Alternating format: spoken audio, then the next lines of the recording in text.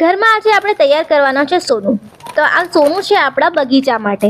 તો બગીચા માટે આપણને જોઈએ છે પાંદડા અને માટી, અને સાથમાં આપણે જોઈશે થોડું કિચન વેસ્ટ જે ફ્રીમાં આપણને આપણા કિચનમાંથી મળી શકે છે. તો બસ એની માટે આપણે એક માટલું લઈશું. જો તમારી પાસે માટલું ના હોય તો તમે એક થેલી લઈ શકો છો. થેલીમાં નાના નાના છિદ્ર કરો, જેનાથી આપણે જે આ કિચન વેસ્ટ અંદર મૂકીએ તો એને હવા મળતી રહે. જો હવા મળતી રહેશે તો આપણું જે કિચન વેસ્ટ છે, માટી છે, એ સરસ રીતે એકબીજા સાથે મળી શકશે અને આપણને એક સરસ મજાનું સોનું એટલે કે સરસ મજાની ફ્રીમાં આપણને ખાદ મળશે.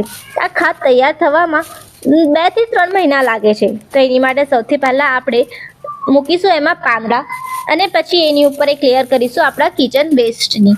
કિચન વેસ્ટ બીજી લેયર હશે ને એની ત્રીજી લેયર હશે આપણી માટીની. બસ આ જ રીતે એકથી એક આપણે માટી, પાંદડા અને કિચન વેસ્ટની લેયર કરી આખું પેક કરી દઈશું. એની ઉપર આપણે એક ફર્ટિલાઇઝર મૂકીશું જે છે હલ્દી, પાણી અને ગોળનું. એ આપણા ફર્ટિલાઇઝરનું કામ કરશે, જે આપણા ખાદને ખરાબ નહીં થવા દે. બસ આને આપણે એકદમ સરસ રીતે પેક કરી દઈશું, જેથી એમાં હવા ના લાગે. આપણે એને એક ધૂપ નથી લગાડવાની, આપણે એને છાયાદાર જગ્યામાં મૂકવાની છે. અને જે આપણે જે હોલ કર્યા છે એમાંથી જે પાણી નીકળે એ આપણું ફર્ટિલાઇઝર હશે. એમાં આપણે પાણી મિક્સ કરીને આપણે આપણા બગીચામાં આપી શકીએ છીએ. એ જ રીતે મેં પહેલાં પણ એક તૈયાર કરીને મૂક્યું છે, હું તમને બતાવું છું. જો આ 1.5 મહિનો થયો છે, આ બહુ સરસ રીતે તૈયાર થઈ ગયું છે. આમાં એક નીચે છેદ છે જ્યાંથી પાણી નીકળે છે અને ફર્ટિલાઇઝરનું કામ કરે છે. તમને પણ જો આ વિડીયો ગમી હોય તો પ્લીઝ લાઇક, શેર અને સબસ્ક્રાઈબ કરો. આભાર.